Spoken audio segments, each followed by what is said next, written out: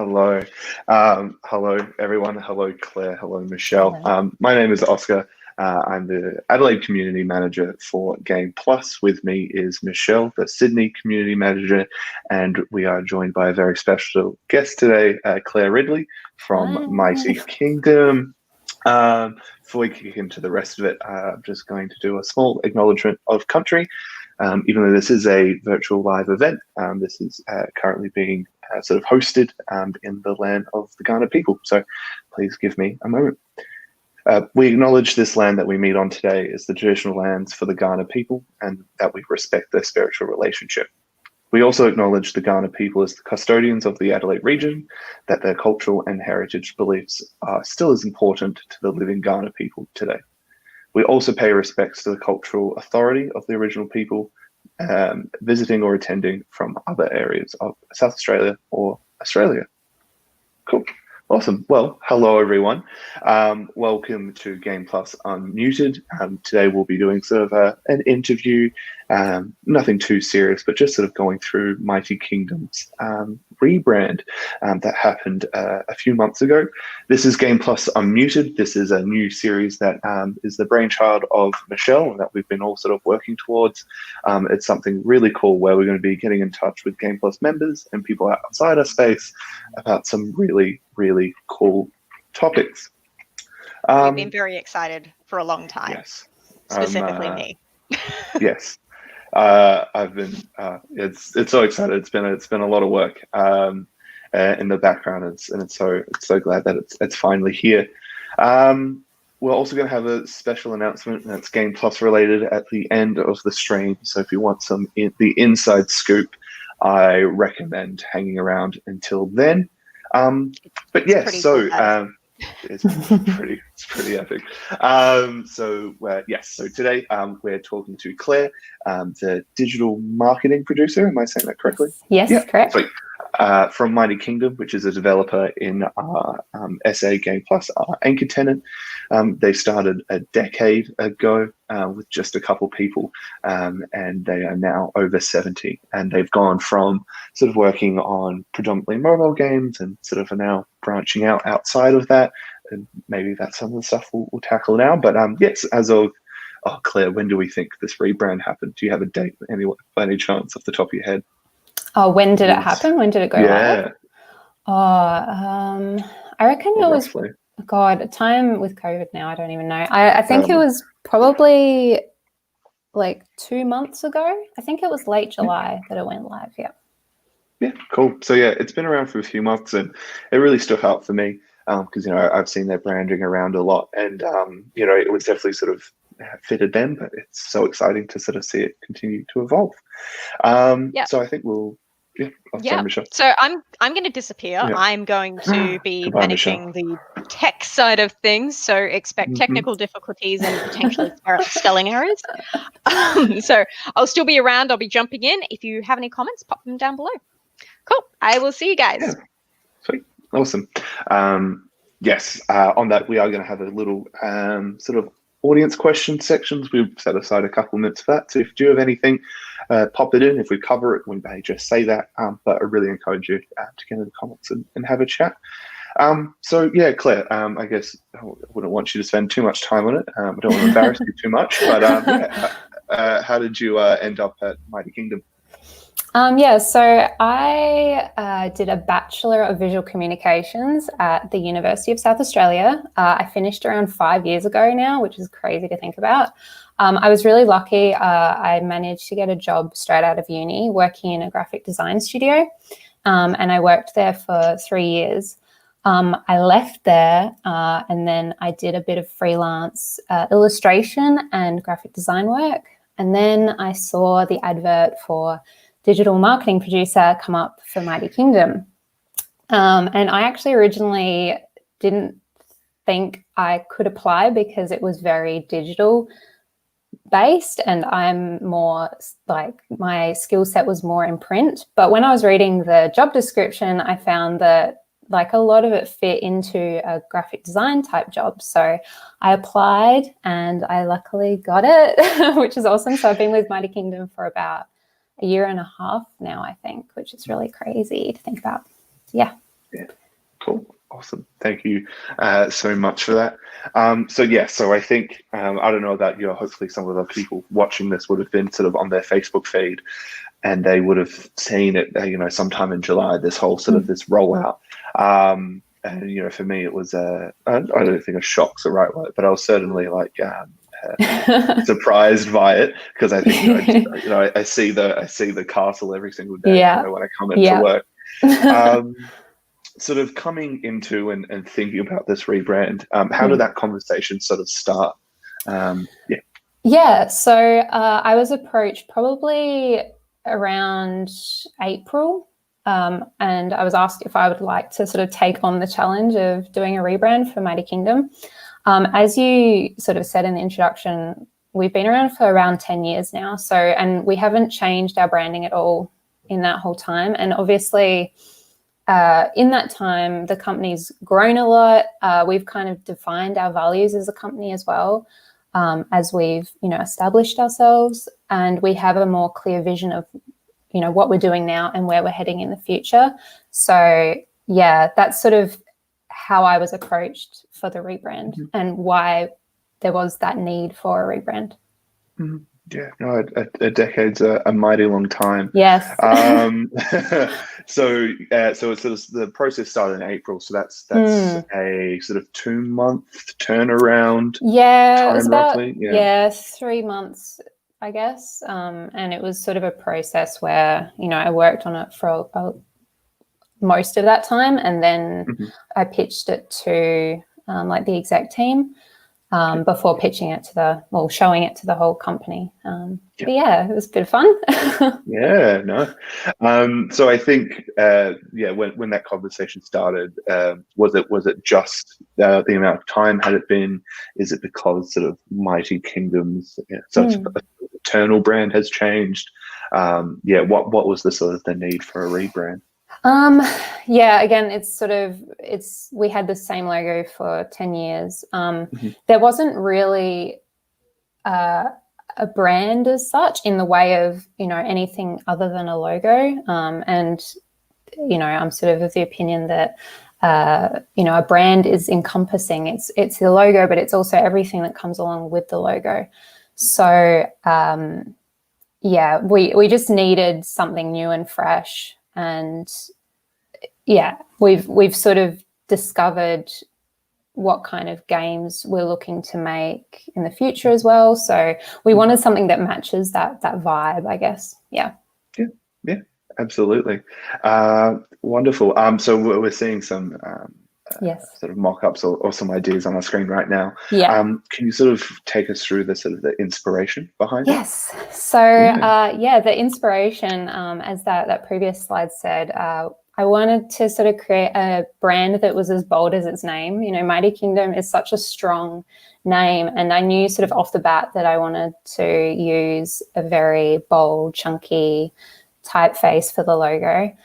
So that was inspiration for me. The people that work at Mighty Kingdom were an inspiration for me, just because, the company's so diverse. We have so many people from different backgrounds, work histories, all sorts.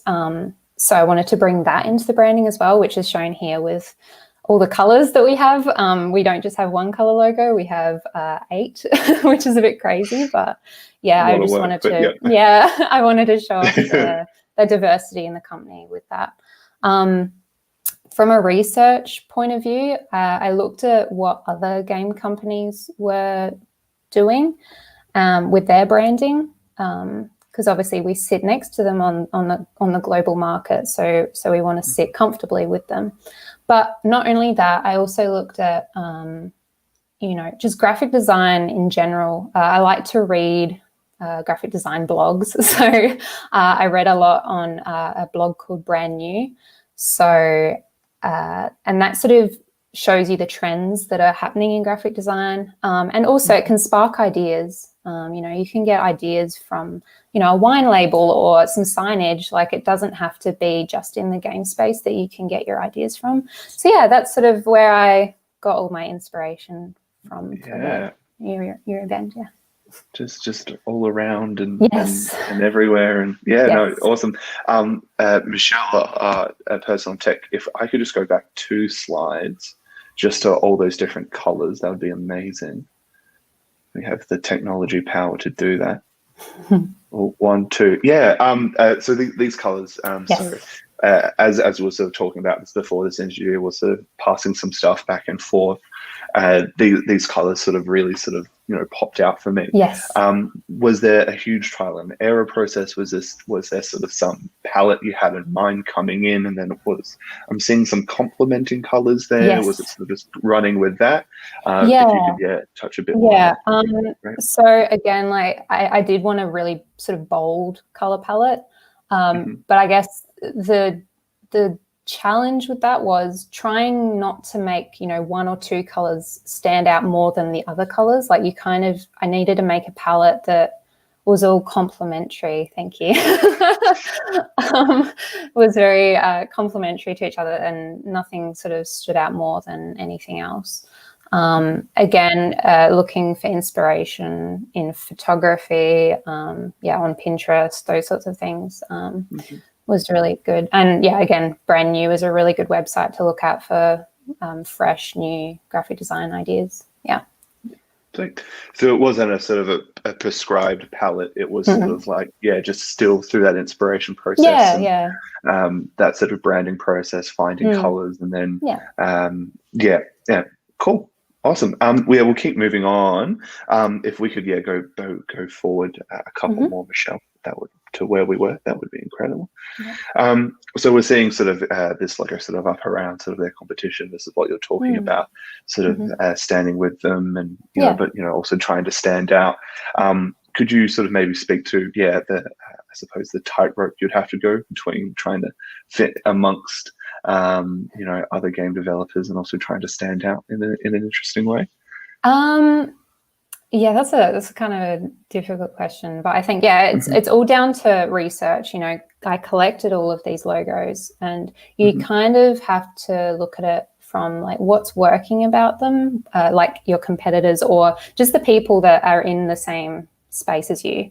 What's working about their logos, what maybe isn't working about their logos, and sort of coming up with something that's different to what everybody else is doing, but not so different that it's ridiculous and not in the realm of games anymore.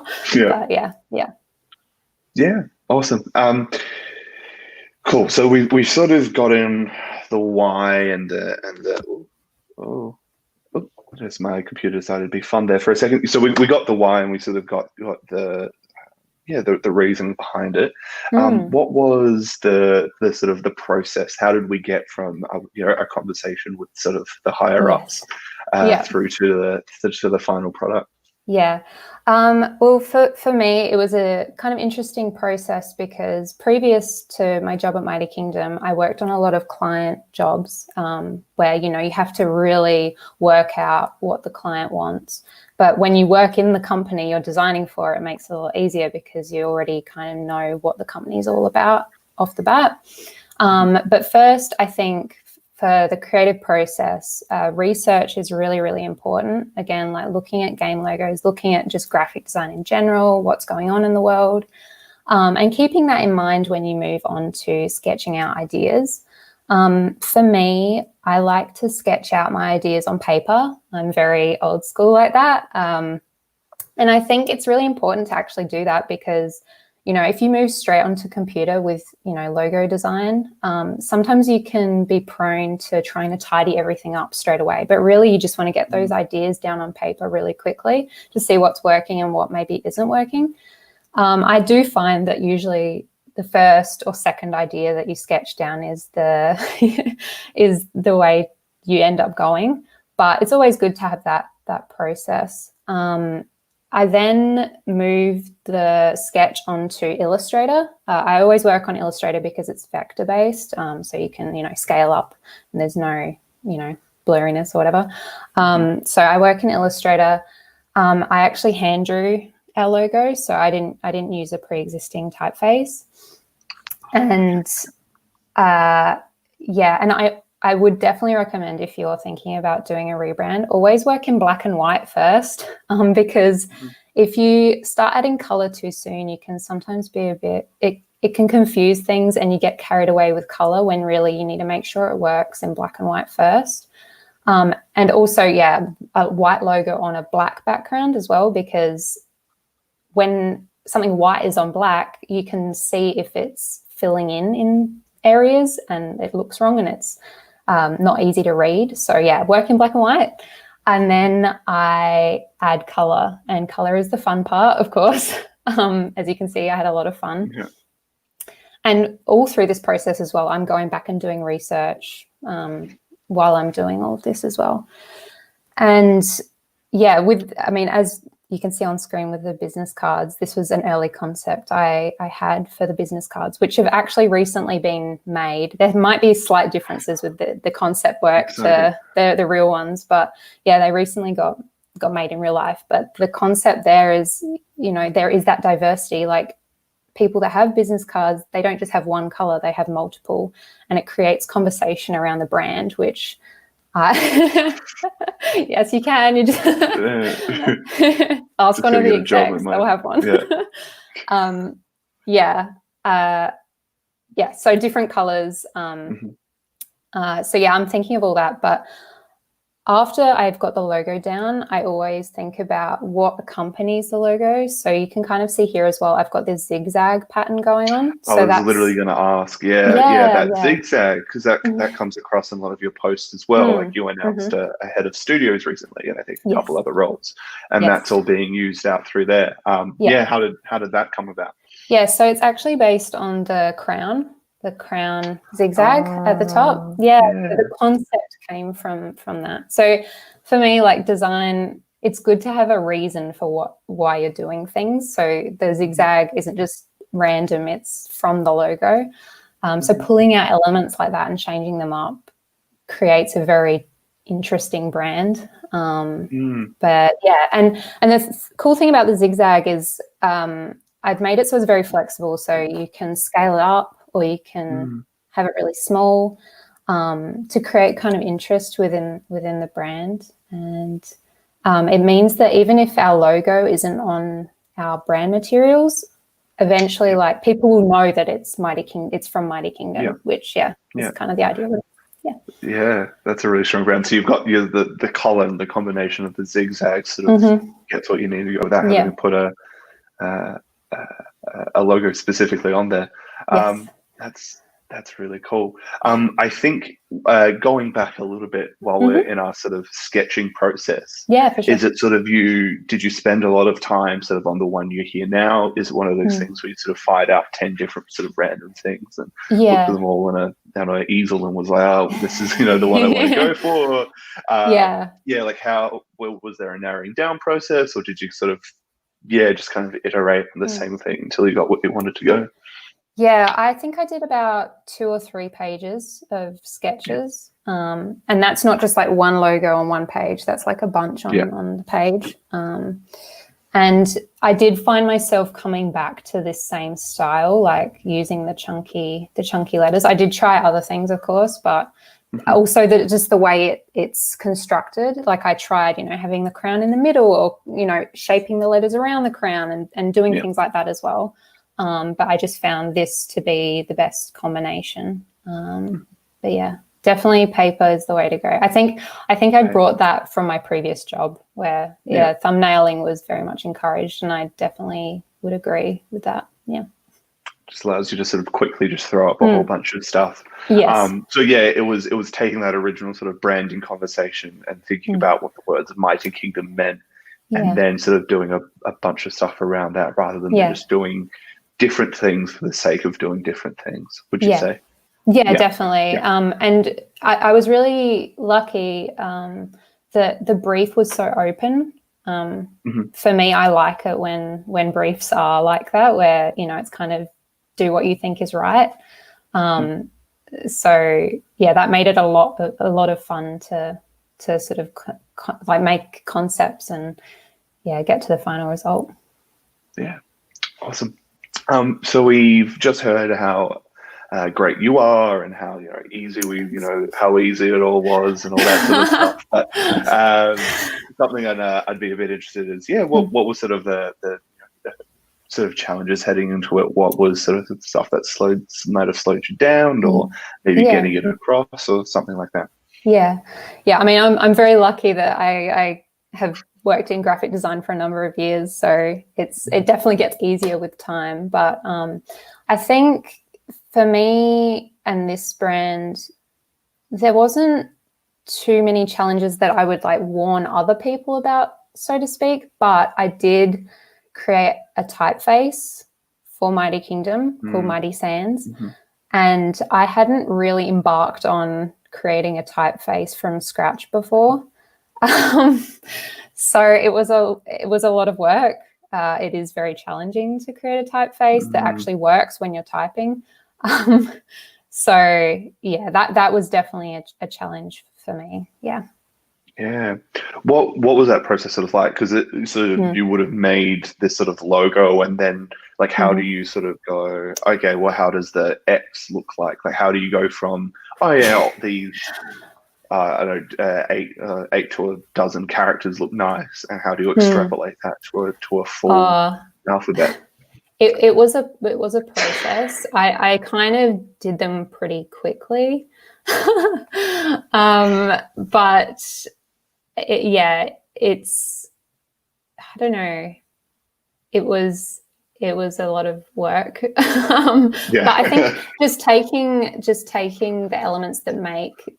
Because I could have created something completely different from the logo. Like the typeface could have been completely different, but I already kind of had a vision in my mind of how the brand assets would look and how we would use this big typeface, and everything will be bold and in your face. So I knew that I wanted to use the same lettering in the typeface as I did with the logo.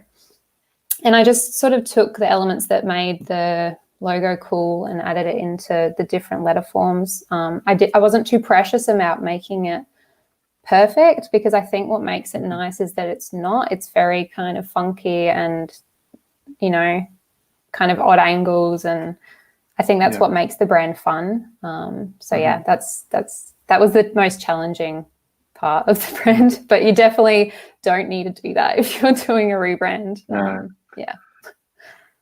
So obviously making our own sort of typography was part of this, but and you wouldn't necessarily say everyone recommend doing their own typography, but having choosing a font or a few fonts would be important to a brand, would you say?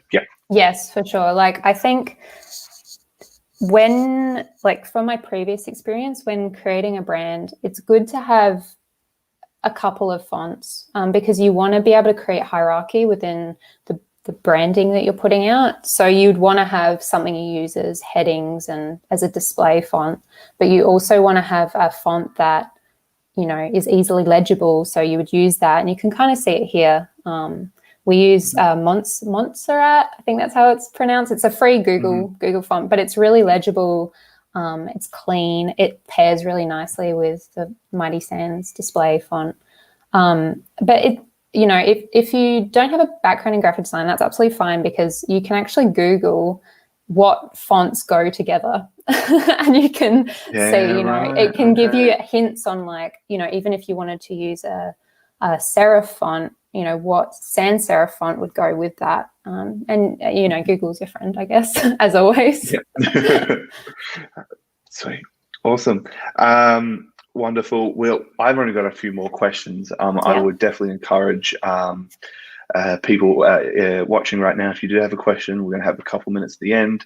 I already see one, which is super exciting, which we'll get into. But please, again, if you do have any questions, pop them down in the chat, and we'll hopefully have a couple of minutes for them at the end. So that's sort of the process of doing the rebrand. And I think sort of the question I have for you is like, what does this mean for Mighty Kingdom? What is sort of like, is this a sort of I'm not saying the company has changed, but sort of, what does this mean sort of going forward? Sure. For Mighty Kingdom. So as this slide says, it's a brand that is flexible. So it means it's going to be easy for us to work with it in the future. It's flexible in that, we could do a kids game and it suits that, but we could do something a bit more, not kids game, and it still works with that. So having a brand that is flexible, and also having a brand that will grow with us, which I think we have a slide on that, but it's just it's really important to keep that in mind when you're doing a rebrand of the future, where you're heading in the future. Will this brand grow with you, or will it almost hinder you? I think that's what it means for Mighty Kingdom in the future. It's pretty exciting. Yeah, some very exciting stuff, and I think that's sort of the vibe I get. Sort of working 10 meters away is that the company. I mean, maturing sounds like a bit of a I don't know, condescending, but it's sort of it's evolving, and I think that's represented in some of the games that are sort of on their way, and I think that's sort of that it becoming broader and more flexible. So I think that's really. Oh God, that's really on brand. Excuse the pun. My final question, and I think this is sort of what I really wanted to get out of this. And thank you so much for your time. Like any sort of piece of advice, because I think going through this and sort of through Game Pluses, we have a lot of incubators in our space and people who have sort of formed a company and sort of have gone through that process.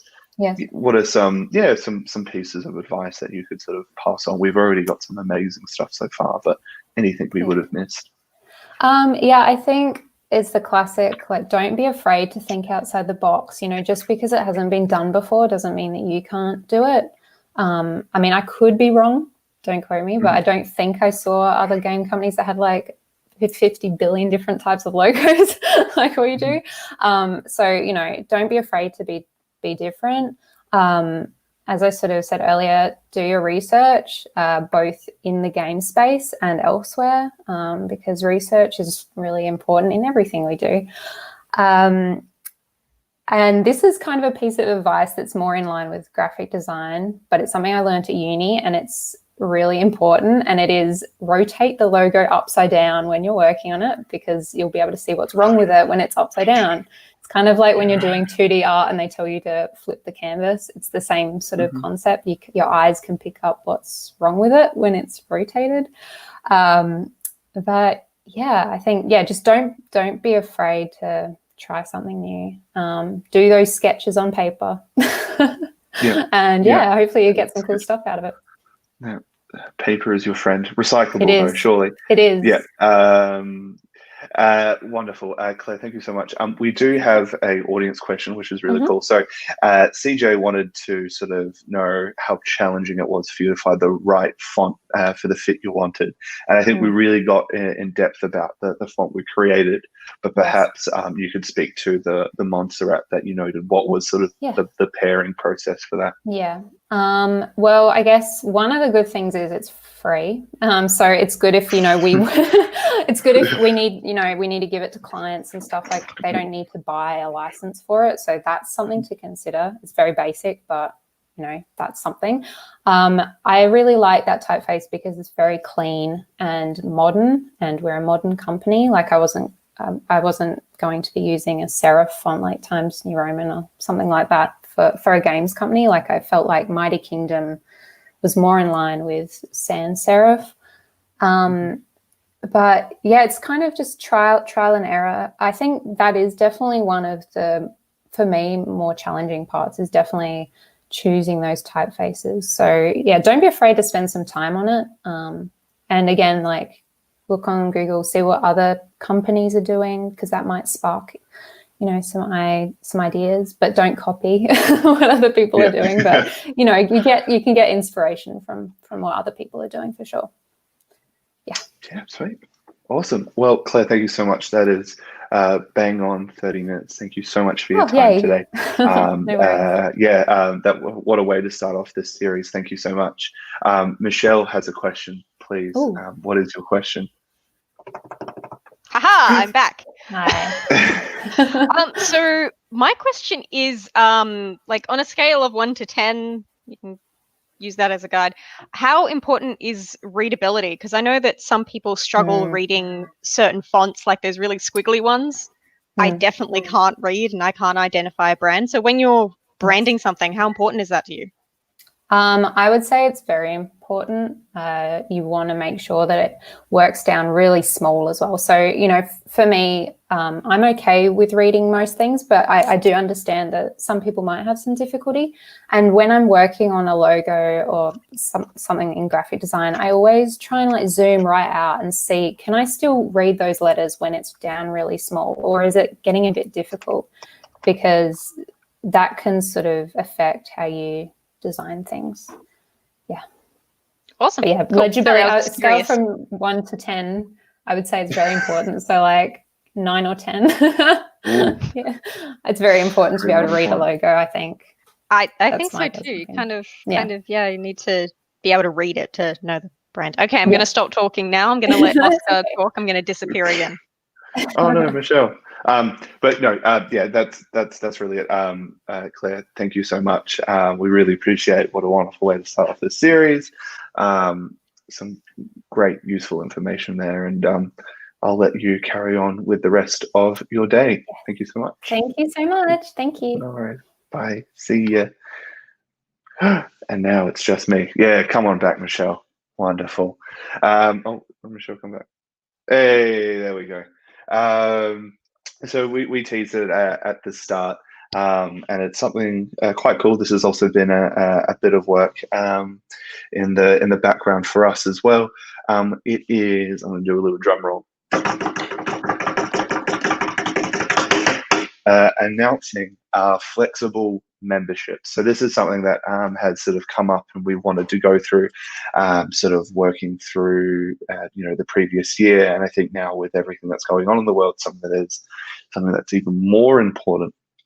Basically, it's a way to get into our community and into our physical space for as low as $20 a month. So if you've been thinking about, you want to get into our community, you want to get into our space, but something like a dedicated desk or an office is you want to hang out with that's us. a little bit too much. Yeah, you want to hang out with these. You'll probably want to hang out with me, Michelle. Maybe not so much. Hey.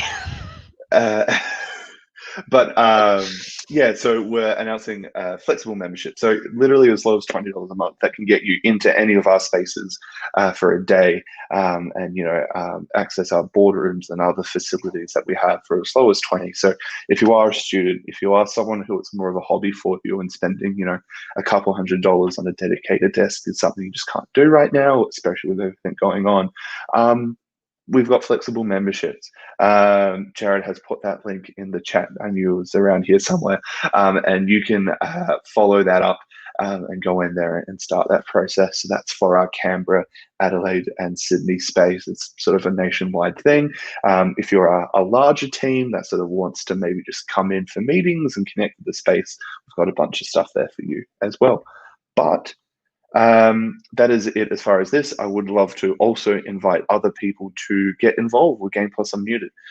Today is the first of many. We've had, Michelle, would you say, are we up to dozens so far of people wanting to do this? We've got like, we're almost at 20 people on a waiting list right now. So if you are part of Game Plus, you actually get priority on the stream. You get to talk to us before anyone else. So highly recommend joining Game Plus if you want to be on Unmuted. That's it. I've run out of things to say. That's it. It's really cool. You get to hang out with me. You get to hang out with Michelle, and you may even get to hang out with our award-winning Jared. So that's it. Enjoy the rest of the afternoon, and we'll see you very, very soon. Bye, friends. Goodbye. See you. You're going to hit the... Yeah, I just wanted to make you feel awkward for a second. Wonderful. Yeah, I'm just going to sort of sit here nicely.